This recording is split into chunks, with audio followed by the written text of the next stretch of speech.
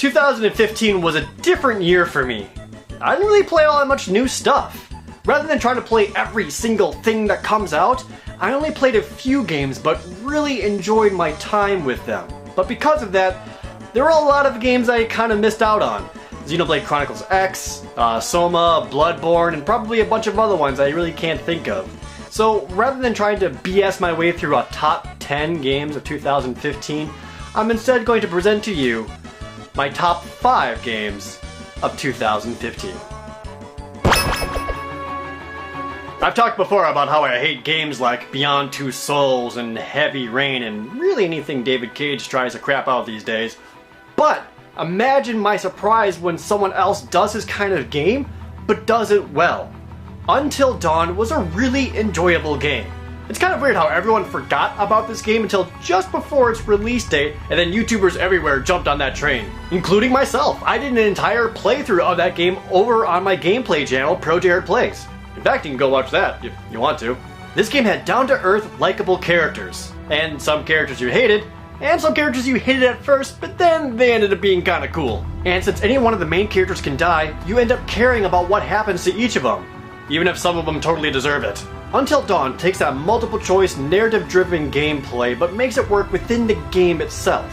Picking up little omen statues that alerts you to danger or possible rewards is a great way to make you think about every decision you're about to do. And as a horror game, I didn't think it was all that scary, but I was scared for what could happen to these characters, and I think that's what really makes it work. I did everything in my power to try to keep every single one of those characters alive. And that wolf, oh my god, he had to live!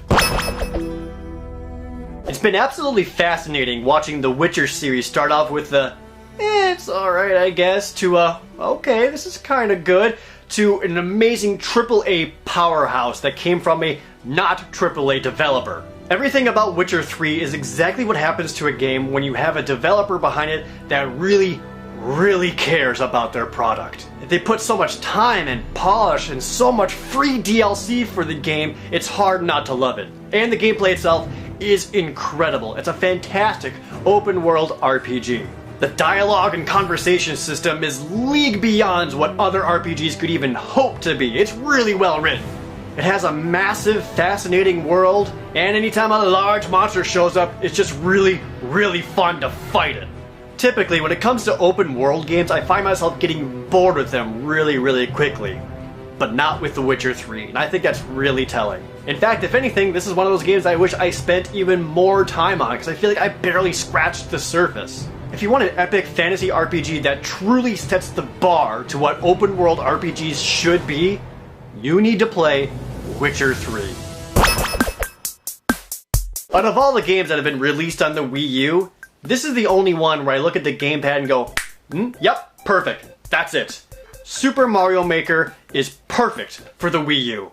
I love me some Mario, especially classic Marios, so being able to play new stages with classic Marios is awesome. But taking that childhood dream of being able to create my own Mario levels and share it with thousands of people online, even better. And that's what makes Super Mario Maker so good, is that it's just a tool. It's all the people who took that tool and built something truly incredible that it really says something about the game itself. People have been able to create some amazing stages. Whether they just be stupidly complex, visually stunning, or legitimately challenging is what makes the game so replayable. I mean, you have to sift through the this level's so hard you'll never beat it, and the Auto Mario stages, but man, when you find good stages that are really good, it'll make you appreciate everything that Mario Maker has to offer all over again.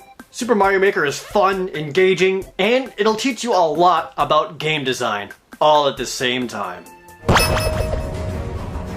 I've made it known in the past that I am a huge Metal Gear fan, and oh my god, Metal Gear Solid 5, that incredible gameplay. It was when I played that game I finally thought to myself, yes, this is a true next generation game. I am feeling this generation finally. The gameplay in Metal Gear Solid 5 is so amazing.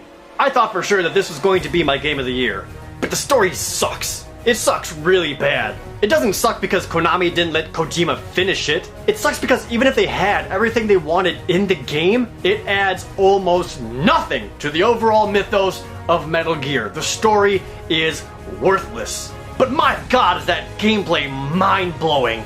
There's so much variety, so many options, so many little details for you to discover just by dicking around. Metal Gear Solid 5's gameplay is the absolute pinnacle of what you could do with a stealth game. Even if you know nothing about Metal Gear, you can go into this game and have a mind-boggling amount of fun. I've tried numerous times since the first few years of World of Warcraft to find an MMO that really grips me the way that game did, and I never really found one. Until I gave Final Fantasy XIV a really solid try. And Final Fantasy XIV is an extremely solid MMORPG. I found myself quickly invested into the storyline, the characters I met, and leveling up my guy. It had a crap ton of content that kept me playing all the way up through the end game. And then this year, its first expansion, Final Fantasy XIV Heavensward, released. And this is an excellent expansion to an already really good MMO. The new classes are cool, the new areas are cool, the new characters and the story elements are awesome, and it has a lot of endgame to it to keep you playing. I'm even more impressed with how frequently they release major patches that add in new additional endgame content, and that's what keeps me coming back.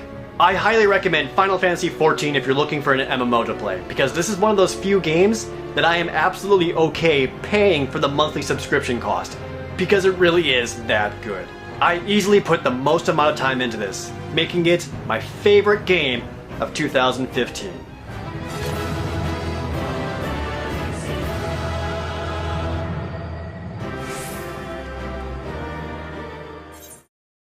Oh wait, just kidding! Monster Hunter 4 Ultimate, baby! Woo! Oh, it's still good! It's still good! Give me those rubies! Give me them rubies! More Monster Hunter! I need more Monster Hunter! Ooh!